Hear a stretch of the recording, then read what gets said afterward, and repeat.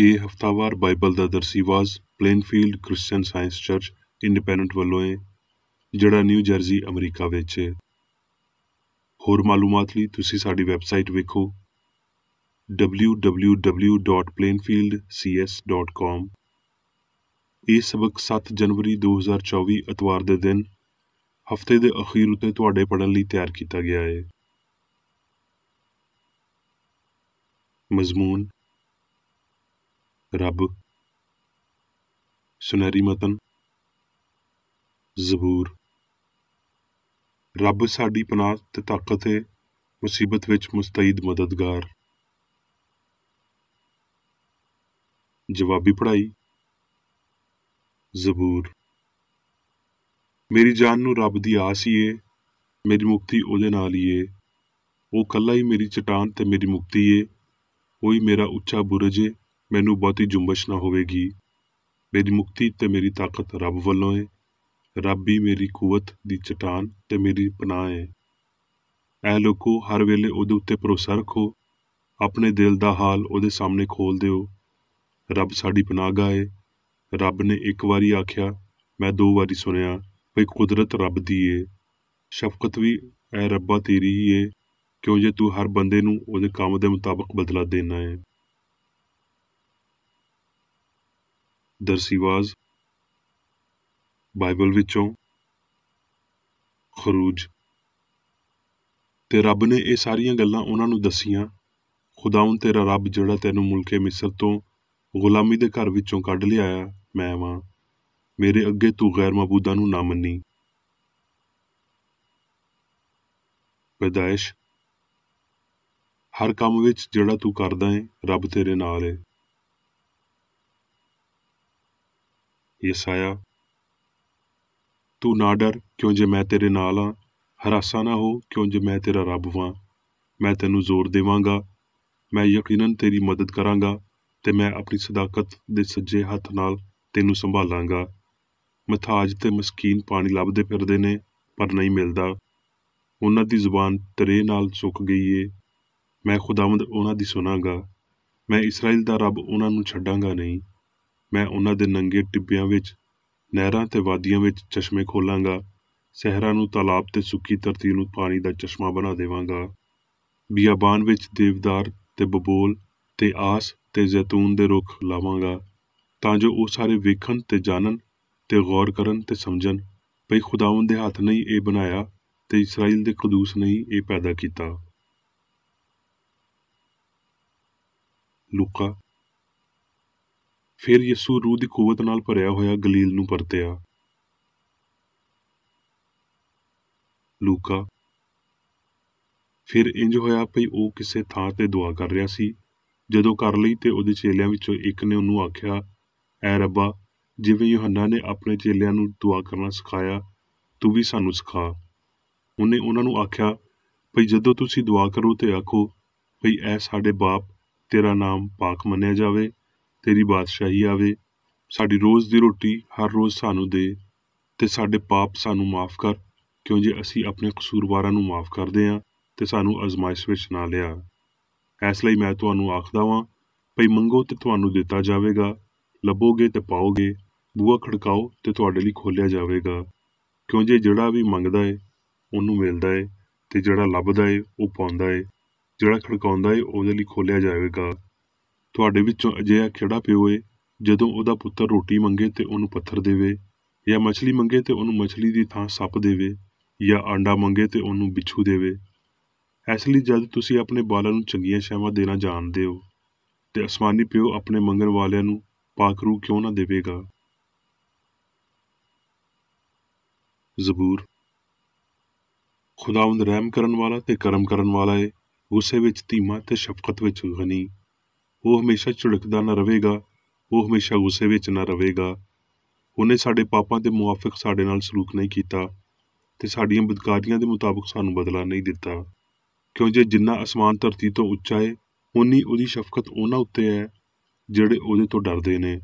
ਜਿਵੇਂ ਪੂਰਬ ਪੱਛਮ ਤੋਂ ਦੂਰ ਏ, ਉਂਝ ਹੀ ਉਹਨੇ ਸਾਡੀਆਂ ਖਤਾਵਾਂ ਸਾਡੇ ਤੋਂ ਦੂਰ ਕਰ ਦਿੱਤੀਆਂ। ਜਿਵੇਂ ਪਿਓ ਆਪਣੇ ਪੁੱਤਰਾਂ ਉੱਤੇ ਤਰਸ ਖਾਂਦਾ ਏ, ਉਂਝ ਹੀ ਖੁਦਾਵੰਦ ਉਹਨਾਂ ਉੱਤੇ ਜਿਹੜੇ ਉਹਦੇ ਤੋਂ ਡਰਦੇ ਨੇ ਤਰਸ ਖਾਂਦਾ ਏ। ਅਮਾਲ।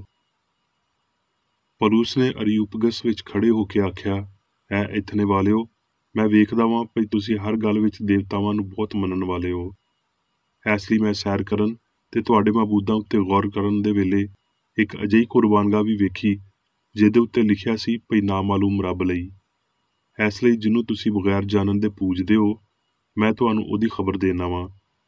ਜਿਸ ਰੱਬ ਨੇ ਜੱਗ ਤੇ ਉਹਦੀਆਂ ਸਾਰੀਆਂ ਸ਼ੈਵਾਂ ਨੂੰ ਬਣਾਇਆ, ਉਹ ਅਸਮਾਨ ਤੇ ਧਰਤੀ ਦਾ ਮਾਲਕ ਹੋ ਕੇ ਹੱਥ ਦੇ ਬਣਾਏ ਹੋਏ ਮੰਦਰਾਂ ਵਿੱਚ ਨਹੀਂ ਰਹਿੰਦਾ, ਨਾ ਕਿਸੇ ਦਾ ਮੁਹਤਾਜ ਹੋ ਕੇ ਬੰਦਿਆਂ ਦੇ ਹੱਥੋਂ ਖਿਦਮਤ ਲੈਂਦਾ ਏ, ਕਿਉਂ ਜੇ ਉਹ ਤੇ ਆਪ ਸਾਰਿਆਂ ਨੂੰ ਹਯਾਤੀ ਤੇ ਸਾਹ ਤੇ ਸਭ ਕੁਝ ਦਿੰਦਾ ਏ, ਤੇ ਉਹਨੇ ਇੱਕ ਹੀ ਅਸਲ ਨਾਲ ਬੰਦਿਆਂ ਦੀ ਹਰ ਇੱਕ ਕੌਮ ਸਾਰੀ ਧਰਤੀ ਉੱਤੇ ਰਹਿਣ ਨੂੰ ਪੈਦਾ ਕੀਤੀ ਤੇ ਉਹਦੀਆਂ ਮਿਆਦਾਂ ਤੇ ਸਕੂਨਤ ਦੀਆਂ ਹੱਦਾਂ ਮੁਕਰਰ ਕੀਤੀਆਂ ਤਾਂ ਜੋ ਰੱਬ ਨੂੰ ਲੱਭਣ, ਸ਼ਾਇਦ ਟਟੋਲ ਕੇ ਉਹਨੂੰ ਪਾਣ।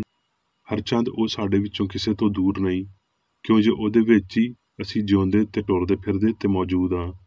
ਜਿਵੇਂ ਤੁਹਾਡੇ ਸ਼ਾਇਰਾਂ ਵਿੱਚੋਂ ਵੀ ਕੁਝ ਨੇ ਆਖਿਆ ਵੀ ਅਸੀਂ ਉਹਦੀ ਵੀ ਨਸਲ ਹਾਂ।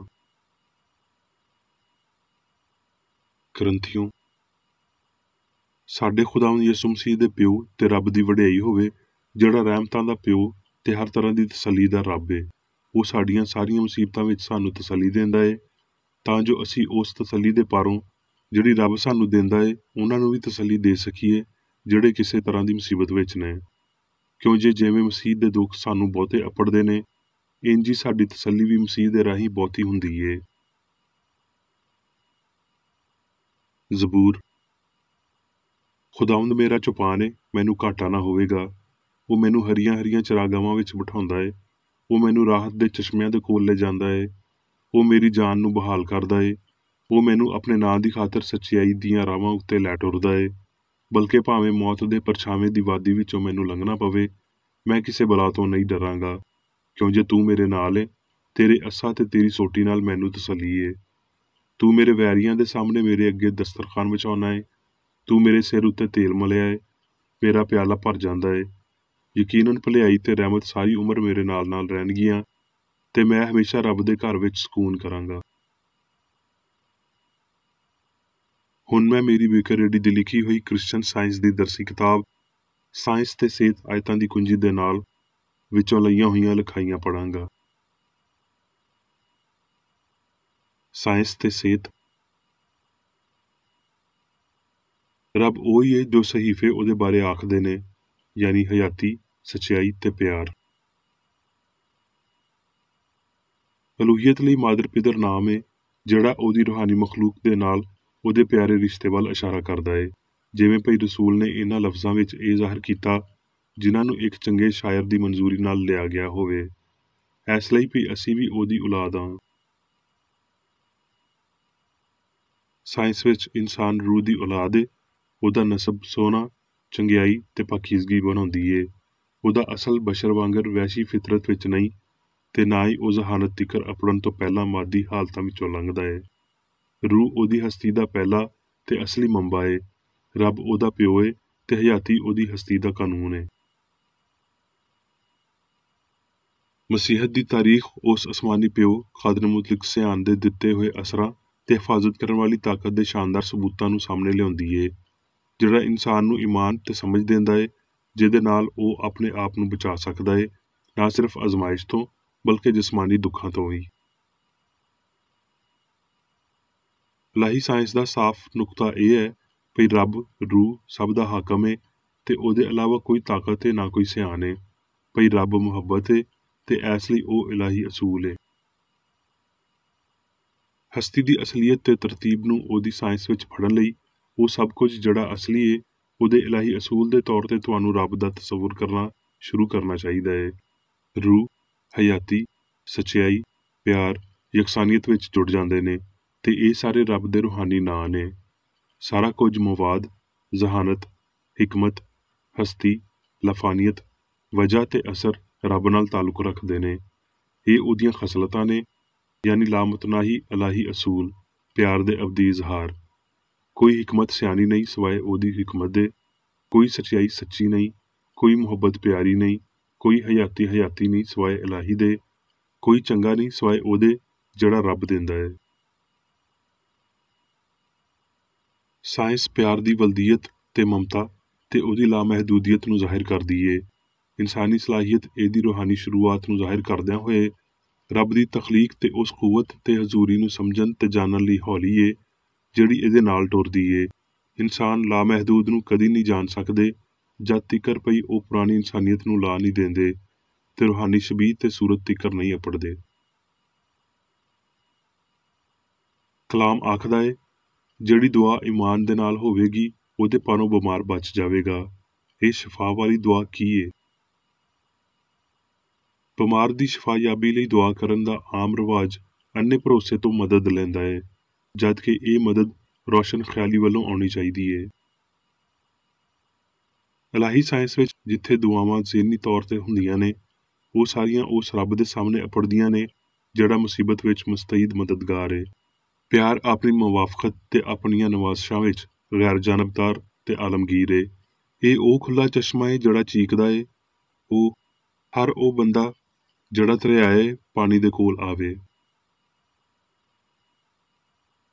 ਜੇ ਸਾਡੀਆਂ ਮਿੰਨਤਾਂ ਖਾਲਸ ਨੇ, ਸਾਡੇ ਮੰਗਣ ਵਿੱਚ ਅਸੀਂ ਮਿਹਨਤ ਕਰਦੇ ਹਾਂ ਤੇ ਸਾਡਾ ਪਿਓ ਜਿਹੜਾ ਪੋਸ਼ੀਦਗੀ ਵਿੱਚ ਵੇਖਦਾ ਏ ਸਾਨੂੰ ਖੁੱਲੇ ਆਮ ਉਹਦਾ ਬਦਲਾ ਦੇਵੇਗਾ।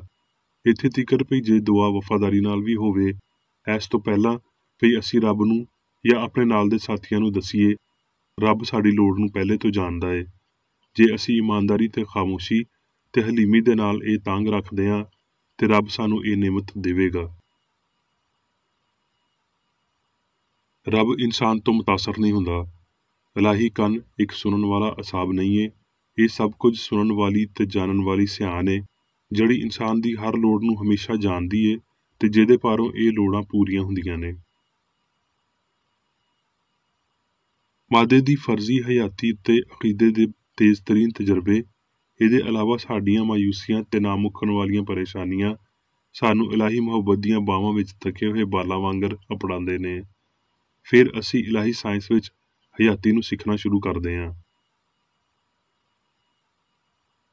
ਇਲਾਹੀ ਪਿਆਰ ਨੇ ਹਮੇਸ਼ਾ ਇਨਸਾਨ ਦੀ ਲੋੜ ਨੂੰ ਪੂਰਾ ਕੀਤਾ ਹੈ ਤੇ ਹਮੇਸ਼ਾ ਪੂਰਾ ਕਰੇਗੀ।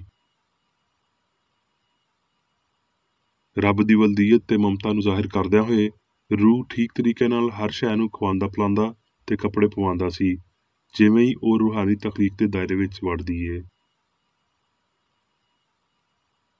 ਸਾਇੰਸ ਵਿੱਚ ਰੱਬ ਤੇ ਇਨਸਾਨ ਇਲਾਹੀ ਅਸੂਲ ਤੇ ਖਿਆਲ ਦੇ ਤਾਲੁਕਾਤ ਲਾਜ਼ਵਾਲ ਨੇ ਤੇ ਸਾਇੰਸ ਭੁੱਲ ਚੁੱਕ ਜਾਣਦੀ ਏ ਨਾ ਹਮਾਂਗੀ ਵੱਲ ਪਰਤ ਕੇ ਆਉਣਾ, ਪਰ ਇਹ ਇਲਾਹੀ ਤਰਤੀਬ ਜਾਂ ਰੂਹਾਨੀ ਕਾਨੂੰਨ ਰੱਖਦੀ ਏ ਜਿਹਦੇ ਵਿੱਚ ਰੱਬ ਤੇ ਜੋ ਕੁਝ ਉਹ ਬਣਾਉਂਦਾ ਏ ਕਾਮਲ ਤੇ ਅਬਦੀ ਨੇ, ਜਿਹੜੇ ਉਹਦੀ ਪੂਰੀ ਤਾਰੀਖ ਵਿੱਚ ਨਾ ਬਦਲਣ ਵਾਲੇ ਰਹੇ ਨੇ। ਇੱਕ ਰੱਬ ਇੱਕ ਸਿਆਣ ਨੂੰ ਮੰਨਣਾ ਉਸ ਤਾਕਤ ਨੂੰ ਜ਼ਾਹਿਰ ਕਰਦਾ ਏ ਜਿਹੜੀ ਬਿਮਾਰ ਨੂੰ ਸ਼ਿਫਾ ਦਿੰਦੀ ਤੇ ਕਲਾਮ ਦੇ ਇਹਨਾਂ ਅਖਾਨਾਂ ਨੂੰ ਪੂਰਾ ਕਰਦੀ ਏ ਭਈ ਮੈਂ ਖੁਦਾਵੰ ਤੇਰਾ ਸ਼ਿਫਾ ਦੇਣ ਵਾਲਾ ਵਾਂ ਤੇ ਮੈਨੂੰ ਫਿਦਿਆ ਮਿਲ ਗਿਆ ਏ। ਜਦੋਂ ਇਲਾਹੀ ਹੁਕਮਾਂ ਨੂੰ ਸਮਝ ਲਿਆ ਜਾਂਦਾ ਏ ਤੇ ਉਹ ਸ਼ਰਾਕਤ ਦੀਆਂ ਉਹਨਾਂ ਨੀਆਂ ਨੂੰ ਜ਼ਾਹਿਰ ਕਰਦੀ ਏ ਜਿਹਦੇ ਵਿੱਚ ਇੱਕ ਸਿਆਣ ਦੂਜੀ ਦੇ ਨਾਲ ਜੰਗ ਨਹੀਂ ਕਰਦੀ, ਬਲਕਿ ਸਾਰਿਆਂ ਵਿੱਚ ਇੱਕ ਰੂਹ ਰੱਬ ਇੱਕ ਜ਼ੇਨ ਵਸੀਲਾ ਹੁੰਦਾ ਏ ਜਿਹੜਾ ਕਲਾਮ ਦੇ ਐਸ ਹੁਕਮ ਨਾਲ ਮੁਤਾਬਕਤ ਰੱਖਦਾ ਏ ਭਈ ਉਂਝ ਦਾ ਹੀ ਮਜ਼ਾਜ ਰੱਖੋ ਜਿਵੇਂ ਮਸੀਹ ਦਾ ਸੀ।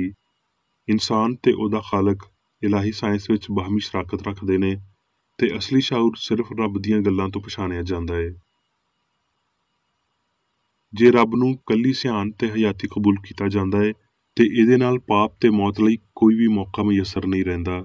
ਜਦੋਂ ਅਸੀਂ ਸਾਇੰਸ ਵਿੱਚ ਇਹ ਸਿੱਖ ਲੈਂਦੇ ਹਾਂ ਭਈ ਅਸੀਂ ਕਾਮਲ ਕਿਵੇਂ ਬਣੀਏ ਜਿਵੇਂ ਸਾਡਾ ਅਸਮਾਨੀ ਪਿਓ ਕਾਮਲ ਏ ਤੇ ਸੋਚ ਜਦੀਦ ਤੇ ਸਿਹਤਮੰਦ ਰਾਵਾਂ ਵੱਲ ਲਾਫਾਨੀ ਸ਼ੈਵਾਂ ਦੀ ਫਿਕਰਮੰਦੀ ਵੱਲ ਮੁੜ ਜਾਂਦੀ ਏ ਤੇ ਹਮਾਂਗ ਇਨਸਾਨ ਦੇ ਨਾਲ ਨਾਲ ਸੰਸਾਰ ਦੇ ਅਸੂਲ ਦੀ ਮਾਦੀਅਤ ਤੋਂ ਦੂਰ ਹੋ ਜਾਂਦੀ ਏ। ਹੇਠਾਂ ਲਿਖੇ ਹੋਏ ਜ਼ਬੂਰ ਵਿੱਚ ਇੱਕ ਲਫ਼ਜ਼ ਭਾਵੇਂ ਬਹੁਤ ਹਲਕਾ ਜਿਹਾ ਉਸ ਲੋਅ ਨੂੰ ਜ਼ਾਹਿਰ ਕਰਦਾ ਏ ਜਿਹੜਾ ਕ੍ਰਿਸਚਨ ਸਾਇੰਸ ਲਫ਼ਜ਼ ਬਦਨੀ ਫਹਿਮ ਨੂੰ ਰੱਬ ਦੇ ਗੈਰ ਬਦਨੀ ਜਾਂ ਰੂਹਾਨੀ ਫਹਿਮ ਦੇ ਲਫ਼ਜ਼ ਦੇ ਨਾਲ ਬਦਲਦਿਆਂ ਹੋਏ ਕਲਾਮ ਉੱਤੇ ਆਉਂਦੀ ਏ। ਜ਼ਬੂਰ 23। ਇਲਾਹੀ ਮੁਹੱਬਤ ਮੇਰਾ ਚੁਪਾਨ ਏ, ਮੈਨੂੰ ਘਾਟਾ ਨਾ ਹੋਵੇਗਾ। ਮੁਹੱਬਤ ਮੈਨੂੰ ਹਰੀ ਹਰੀ ਚਰਾਗਾਵਾਂ ਵਿੱਚ ਬਿਠਾਉਂਦੀ ਏ। ਮੁਹੱਬਤ ਮੈਨੂੰ ਰਾਹਤ ਦੇ ਚਸ਼ਮਿਆਂ ਦੇ ਕੋਲ ਲੈ ਜਾਂਦੀ ਏ। ਮੁਹੱਬਤ ਮੇਰੀ ਜਾਨ ਰੂਹਾਨੀ ਫਹਿਮ ਨੂੰ ਬਹਾਲ ਕਰਦੀ ਏ। ਮੁਹੱਬਤ ਮੈਨੂੰ ਆਪਣੇ ਨਾਂ ਦੀ ਖਾਤਰ ਸਦਾਕਤ ਦੀਆਂ ਰਾਵਾਂ ਉੱਤੇ ਲੈ ਟੁਰਦੀ ਏ, ਬਲਕਿ ਭਾਵੇਂ ਮੌਤ ਦੇ ਪਰਛਾਵੇਂ ਦੀ ਵਾਦੀ ਵਿੱਚੋਂ ਮੈਨੂੰ ਲੰਘਣਾ ਪਵੇ, ਮੈਂ ਕਿਸੇ ਬਲਾ ਤੋਂ ਨਹੀਂ ਡਰਾਂਗਾ ਕਿਉਂ ਜੇ ਮੁਹੱਬਤ ਮੇਰੇ ਨਾਲ ਏ। ਮੁਹੱਬਤ ਦਾ ਆਸਾ ਤੇ ਮੁਹੱਬਤ ਦੀ ਲਾਠੀ ਤੋਂ ਮੈਨੂੰ ਤਸੱਲੀ ਏ। ਮੁਹੱਬਤ ਮੇਰੇ ਵੈਰੀਆਂ ਦੇ ਸਾਹਮਣੇ ਮੇਰੇ ਅੱਗੇ ਦਸਤਰਖਾਨ ਵਿਛਾਉਂਦੀ ਏ। ਮੁਹੱਬਤ ਨੇ ਮੇਰੇ ਸਿਰ ਉੱਤੇ ਤੇਲ ਮਲਿਆ ਏ। ਮੇਰਾ ਪਿਆਲਾ ਭਰ ਜਾਂਦਾ ਏ। ਯਕੀਨਨ ਭਲਾਈ ਤੇ ਰਹਿਮਤ ਸਾਰੀ ਉਮਰ ਮੇਰੇ ਨਾਲ ਰਹਿਣਗੀਆਂ ਤੇ ਮੈਂ ਹਮੇਸ਼ਾ ਮੁਹੱਬਤ ਦੇ ਘਰ ਵਿੱਚ ਸ਼ਾਉਰ ਵਿੱਚ ਸਕੂਨ ਕਰਾਂਗਾ। ਹੁਣ ਮੈਂ ਮੇਰੀ ਬੇਕਰ ਰੇਡੀ ਵੱਲੋਂ ਚਰਚ ਮੈਨੂਅਲ ਵਿੱਚ ਦਿੱਤੇ ਹੋਏ ਰੋਜ਼ਾਨਾ ਦੇ 3 ਫਰਜ਼ ਪੜਾਂਗਾ। ਰੋਜ਼ਾਨਾ ਦੀ ਦੁਆ। ਇਸ ਚਰਚ ਦੇ ਹਰ ਰੁਕਨ ਦਾ ਇਹ ਫਰਜ਼ ਹੈ ਭਈ ਉਹ ਹਰ ਰੋਜ਼ ਇਹ ਦੁਆ ਕਰੇ, ਤੇਰੀ ਬਾਦਸ਼ਾਹੀ ਆਵੇ, ਇਲਾਹੀ ਸੱਚਾਈ, ਹਯਾਤੀ ਤੇ ਪਿਆਰ ਦੀ ਸਲਤਨਤ ਮੇਰੇ ਅੰਦਰ ਕਾਇਮ ਹੋਵੇ ਤੇ ਸਾਰੇ ਪਾਪ ਮੈਥੋਂ ਨਿਕਲ ਜਾਣ ਤੇ ਤੇਰਾ ਕਲਾਮ ਸਾਰੇ ਇਨਸਾਨਾਂ ਦੇ ਪਿਆਰ ਨੂੰ ਵਧਾਵੇ ਤੇ ਉਹਨਾਂ ਉੱਤੇ ਹਕੂਮਤ ਕਰੇ। ਮਕਸਦਾਂ ਤੇ ਕੰਮਾਂ ਦਾ ਇੱਕ ਅਸੂਲ। ਨਾ ਕੋਈ ਮੁਖਾਲਫਤ ਤੇ ਨਾ ਕੋਈ ਜ਼ਾਤੀ ਤਾਲੁਕ ਮਾਦਰੀ ਚਰਚ ਦੇ ਕਿਸੇ ਰੁਕਨ ਦੇ ਮਕਸਦਾਂ ਜਾਂ ਕੰਮਾਂ ਉੱਤੇ ਅਸਰ ਕਰਨੇ ਚਾਹੀਦੇ। ਸਾਇੰਸ ਵਿੱਚ ਬਸ ਇਲਾਹੀ ਪਿਆਰ ਹੀ ਹਕੂਮਤ ਕਰਦਾ ਏ ਤੇ ਇੱਕ ਮਸੀਹੀ ਸਾਇੰਸਦਾਨ ਪਾਪ ਨੂੰ ਰੱਦ ਕਰਦਿਆਂ ਹੋਏ ਸੁੱਚੀ ਭਰਾਬੰਦੀ, ਖੈਰਾਤ ਪਸੰਦੀ ਤੇ ਮਾਫੀ ਨਾਲ ਪਿਆਰ ਦੀਆਂ ਮਿੱਠੀਆਂ ਸੱਚਾਈਆਂ ਦਾ ਪਰਛਾਵਾਂ ਬਣਦਾ ਏ। ਇਸ ਚਰਚ ਦੇ ਸਾਰੇ ਰੁਕਨਾਂ ਨੂੰ ਸਾਰੇ ਪਾਪਾਂ ਤੋਂ, ਗਲਤ ਤਰ੍ਹਾਂ ਦੀਆਂ ਪੇਸ਼ਨਗੋਈਆਂ, ਮੁਨਸਫੀਆਂ, ਮੁਜ਼ਮਤਾਂ, ਸਲਾਹਾਂ, ਗਲਤ ਅਸਰਾਂ ਨੂੰ ਲੈਣ ਤੇ ਗਲਤ ਅਸਰ ਦੇਣ ਤੋਂ ਆਜ਼ਾਦ ਰਹਿਣ ਲਈ ਹਰ ਰੋਜ਼ ਖਿਆਲ ਰੱਖਣਾ ਚਾਹੀਦਾ ਹੈ ਤੇ ਦੁਆ ਕਰਨੀ ਚਾਹੀਦੀ ਹੈ। ਫਰਜ਼ ਲਈ ਚੁਸਤੀ। ਇਸ ਚਰਚ ਦੇ ਹਰ ਰੁਕਨ ਦਾ ਇਹ ਫਰਜ਼ ਹੈ ਭਈ ਉਹ ਹਰ ਰੋਜ਼ ਜਾਰਹਾਨਾ ਜ਼ਹਿਨੀ ਸਲਾਹਾਂ ਦੇ ਖਿਲਾਫ ਆਪਣੇ ਆਪ ਨੂੰ ਤਿਆਰ ਰੱਖੇ ਤੇ ਰੱਬ, ਆਪਣੇ ਕਾਇਦ ਤੇ ਇਨਸਾਨਾਂ ਲਈ ਆਪਣੇ ਫਰਜ਼ਾਂ ਨੂੰ ਨਾ ਕਦੀ ਭੁੱਲੇ ਤੇ ਨਾ ਕਦੀ ਨਜ਼ਰਅੰਦਾਜ਼ ਕਰੇ। ਉਹਦੇ ਕੰਮਾਂ ਦੇ ਰਾਹੀਂ ਉਹਦਾ ਇਨਸਾਫ ਹੋਵੇਗਾ, ਉਹ ਬੇਕਸੂਰ ਜਾਂ ਕਸੂਰਵਾਰ ਹੋਵੇਗਾ।